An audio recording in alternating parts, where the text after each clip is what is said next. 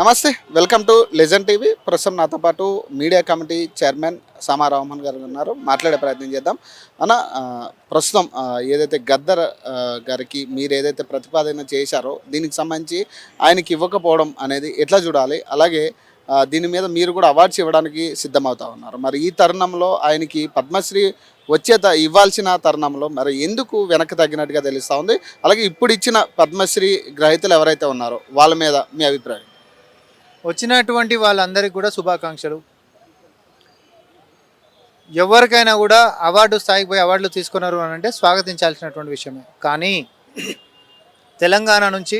తెలంగాణ ప్రభుత్వం నుంచి సిఫార్సు చేసుకున్నటువంటి పేర్లు దేన్ని కూడా పరిగణించకపోవడం అనేది ఖచ్చితంగా తెలంగాణ మీద చూపించినటువంటి వివక్షగా మేము దాన్ని అనుకుంటా ఉన్నాం, భావిస్తూ ఉన్నాం. అదే నిజం. కాబట్టి 8 మంది ఎంపీలు ఉన్నారు ఇక్కడ నుంచి, 2 కేంద్ర మంత్రులు ఉన్నారు. కానీ ఇక్కడ తెలంగాణకు వచ్చింది ఇప్పటిదాకా ఏంట్రా అంటే ఏం చెప్పదచ్చు? వీళ్ళకి ఏం శాతం అవుతుందబ్బా? 10 ఏళ్ళ సంది అధికారంలో ఉండ్రు కేంద్రంలో. ఆ రోజు ప్రతిపక్షంలో ఉన్నప్పటికీ కూడా కొట్లాడేటటువంటిది బీఆర్ఎస్ బీజేపీ రెండు ఒకటే కోడిపుంజు లెక్క కొట్లాడుకున్నట్టు నటించాలి, ప్రజల నోట్ల మాత్రం మనుగొట్టాలి. ఇలా కథనే అది కదా. ఈడ కూడా కామన్ థింగ్ నేను చెప్తా. ఆ దుర్మార్గులు బీఆర్ఎస్ వాళ్ళు ఏమో ఆయనని ఆ ప్రగతి భవన్ గేటు ముంగట గంటల కొద్దీ ఎండల వెయిట్ చేపించి ఇంటికి వెనుదిరి పంపించారు. ఈ దుర్మార్గులేమో చచ్చిపోయినటువంటి నేతని ఈరోజు తెలంగాణ మొత్తం కూడా ఆత్మలెక్క భావించేటటువంటి గద్దర్ గారిని ఎవరినైతే ప్రజాపాలనలో మా ప్రభుత్వము ప్రజా యుద్ధ నౌక అని చెప్పి కీర్తించుకుంటా ఈరోజు నంది అవార్డులను కూడా గద్దర్ అవార్డులుగా చిరకాలం తెలంగాణ ఉన్నన్ని రోజులు గద్దర్ గారు ఉండాల్సిందే. ఆయన యొక్క పాట, ఆయన యొక్క గొంతు ఏదైతే రోమాలు నిక్కపొడుచుకుంటూ ఉద్యమాన్ని ముందుకు సాగించినటువంటి ఆ ఆత్మ ఏదైతే ఉందో, ఆ శ్వాస ఏదైతే ఉందో దాన్ని గుర్తించుకోవాల్సినటువంటి బాధ్యత మనకు ఉంటుంది. కానీ ఆడేమో గంటల కొద్దీ వెయిట్ చేయించి ఆయనను అట్లా అవమానించిండు. ఈయనేమో చచ్చిపోయినటువంటి పెద్ద మనిషిని పట్టుకొని ఈరోజు నక్సలైటు ఏం చేసిండు అనేటటువంటి అహంకారంగా అనుచిత వ్యాఖ్యలు చేస్తూ ఉన్నాడు. వాళ్ళిద్దరు ఐడియాలజీ ఒకటి ఉన్నటువంటి సంగతి మనకు మళ్ళీ కూడా స్పష్టంగా కనిపిస్తూ ఉంది. దీని మీద మీరు ఎలాంటి యాక్షన్ తీసుకోబోతున్నారు? దీని మీద ఎట్లా? మేము తెలంగాణ ప్రజలే న్యాయ నిర్ణేతలు. నేను ఒకటే చెప్తా ఉన్నా, తెలంగాణలో బీజేపీ కాంట్రిబ్యూషన్ ఏంటిది? తెలంగాణలో బీజేపీ కాంట్రిబ్యూషన్ ఏంటిది? రాష్ట్ర సహకారంలో ఏంటిది? రాష్ట్ర సహకారం అయిన తర్వాత కేంద్రం నుంచి నీ కాంట్రిబ్యూషన్ ఏంటిది? ఉదాహరణకు నేను ఈరోజు ఒక ప్రెస్ మీట్ పెట్టి చెప్పిన, ఇంద్రమ్మ ఇండ్ల గురించి ఏ ఊరికి పోయినా కూడా కేంద్రం నుంచి నిధులతోటి కడుతున్నప్పుడు నరేంద్ర మోడీ బొమ్మ వేయాలని చెప్పి బండి సంజయ్ మాట్లాడిండు. నేను సూటిగా ఛాలెంజ్ విసిరినా.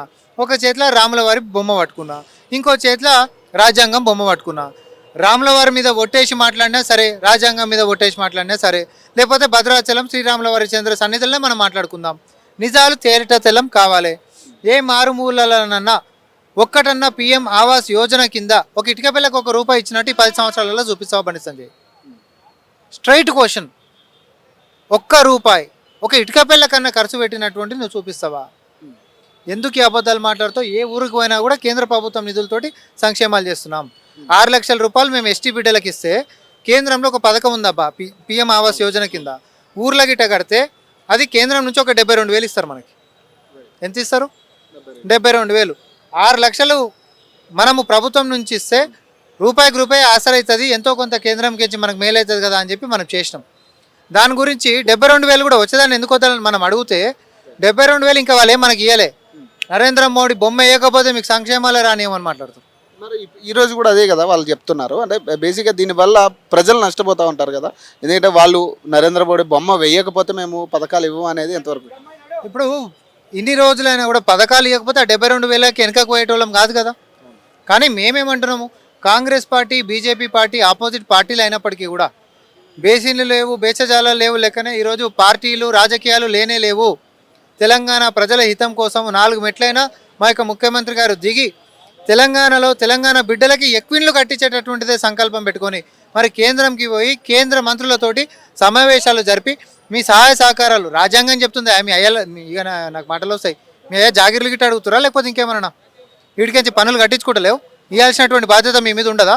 అవి అడుగుతున్నాం, నువ్వు ఇవ్వాలి. అది కూడా మర్యాదపూర్వకంగా అడుగుతున్నాం. ఇయ్యనే ఇయ్యం, మోడీ బొమ్మ పెట్టకపోతే చేయం అంటే నేనేమంటున్నా, 6 లక్షలు మేము ఇంటికి ఇస్తున్నాం కదా, చలో 6 లక్షలు నువ్వే ఇచ్చేసేయి, నీ పేరే పెట్టుకోపోని, అట్లా కూడా మాకు అభ్యంతరం లేదు. మాకు కావాలి మా ప్రజలకి ఇల్లు కట్టియడం. మా పేరు ఉంటుందా నీ పేరు ఉంటుందా కూడా మాకు వద్దబ్బా. మేము అంటున్నాం 6 లక్షలతో నువ్వే కట్టిపో. ఒక 30 లక్షల ఇల్లు మేము సంకల్పించినాం, 30 లక్షల ఇల్లు కట్టి దానికోసం కొట్లాడు. అసలు నువ్వు తెలంగాణకించి పోయినటువంటి నువ్వేదో బలమవుతావు అని చెప్పి తెలంగాణ ప్రజలు నేను కేంద్రానికి పంపిస్తే నువ్వు గుజరాత్ గులాం అయ్యి వచ్చి తెలంగాణ ప్రజల్ని బెదిరిస్తావు. అహంకారమా? రేషన్ బియ్యం కూడా సెంట్రల్ గవర్నమెంట్ ఇస్తున్న అమౌంట్లోంచే ఇస్తున్నారు వీళ్ళు అనేది కూడా ఒక చర్చ జరుగుతూ ఉంది. గతంలో కూడా ఈ క్వశ్చన్ వచ్చింది. సరే ఇప్పుడు మళ్ళీ రిపీట్ అవుతా ఉంది. మరి ఏం సింపుల్గా చెప్పేస్తాం. ఈ రాష్ట్రంలో 90 లక్షల రేషన్ కార్డులు ఉన్నాయి. కేంద్రం రాష్ట్ర విభజన అయినప్పుడు 55 లక్షల రేషన్ కార్డులకి మాత్రమే 54 చిల్లరేదో 54 లక్షల 70,000 ఉంటాయి. 55 లక్షలు అనుకుందాం. 55 లక్షల రేషన్ కార్డులకి మాత్రమే రేషన్ ఇస్తుంది. మిగతావన్నీ ఎక్కడ పోవాలి? మిగతా 35 లక్షల రేషన్ కార్డులు ఎవరు ఇవ్వాలి? రాష్ట్ర సర్కార్ ఇచ్చుకుంటున్నాం. అర్థమైందా? ఇప్పుడు కొత్త రేషన్ కార్డులు మొదలు పెట్టినాం. ఇవి ఎవరు ఇస్తుర్రు? రాష్ట్ర సర్కార్ ఇచ్చుకుంటుంది. నీ కాంట్రిబ్యూషన్ ఏంటి దీంట్లో? 0. నీ బొమ్మ ఎట్లే సార్ చెప్పు. అందులో ఇంకోటి, మనిషికి ఎంత ఇస్తుంది? 5 కేజీల బియ్యం ఇస్తుంది. మనం ఎంత ఇస్తున్నాం? 6 కేజీలు ఇస్తున్నాం. ఆ పైన కేజీ కూడా ఆ 54 లక్షల రేషన్ కార్డులలో కూడా మనం ఇస్తున్నాము. నీ కాంట్రిబ్యూషన్ ఇప్పుడు గింత ఉందబ్బా, ఇంత సంక్షేమంలో నీ కాంట్రిబ్యూషన్ గింత అనుకో, నీ పేరు ఎట్లా వస్తుంది? ఒక కంపెనీ పెట్టుకున్నావు, లేకపోతే ఒక డొనేషనే చేసినావు, ఇంకోటి చేసినావు. రేపు పొద్దున మనమే ఒక గణేశుడికి సంబంధించినటువంటిది విగ్రహానికి పైసలు ఇచ్చినాం. సపోజ్ నువ్వు ఒక 50,000 రూపాయలు అవుతుంది అనుకో, నువ్వు ఒక 5,000 ఇచ్చినావు, నేను 45,000 ఇచ్చిన. విగ్రహదాత ఎవరిని అంటారు? నేనైతే నువ్వు అవుతావా? మరి బండి సంజయ్ కా బుద్ధి ఎందుకు లేదు? నేను అంటుంది గింతే. ఫైనల్గా ఏం చెప్పదలుచుకున్నారు మరి బండి సంజయ్ గారు ఈ అబద్ధాన్ని పదే కేంద్రం కించి వస్తుంది, కేంద్రం కించి వస్తుంది, సంక్షేమాలు మేమే ఇస్తున్నాం అని అంటే ప్రజలు పిచ్చోళ్ళు అయ్యి దీన్ని నమ్మి కేంద్రం కించే వస్తున్నాయంటారా, కాంగ్రెస్ వాళ్ళు ఏమి ఇస్తలేరంట అనేది అంటారు కదా. రేపటి నుంచి ఎక్కడ దరఖాస్తులైనా ఏవైనా బీజేపీ ఆఫీసుల కాడికి పోమని చెప్తాం. బీజేపీ ఆఫీసుల కాడికి పోయి మీరు ఇస్తున్నటువంటి సంక్షేమమే కదా, మీ కాడికించే చేయండి పోండి, కేంద్రం కించి డైరెక్ట్ ఇరిపోరి. మేం చేసేది ఏముంది, నువ్వే ఇచ్చేసేపో.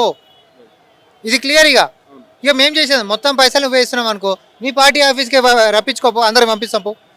అన్ని ఊర్ల ప్రజలకు మేము చెప్తా ఉన్నాం, బీజేపీ పార్టీ కార్యాలయాల కాడికి పోయి కొత్త రేషన్ కార్డులు ఇస్తున్నారంట బీజేపీ వాళ్ళు, ఆడపోయి తెచ్చుకోరు. ఎందుకంటే మొత్తం పైసలు అలా ఇస్తున్నారంట కదా, ఆడపోయి తెచ్చుకోండి.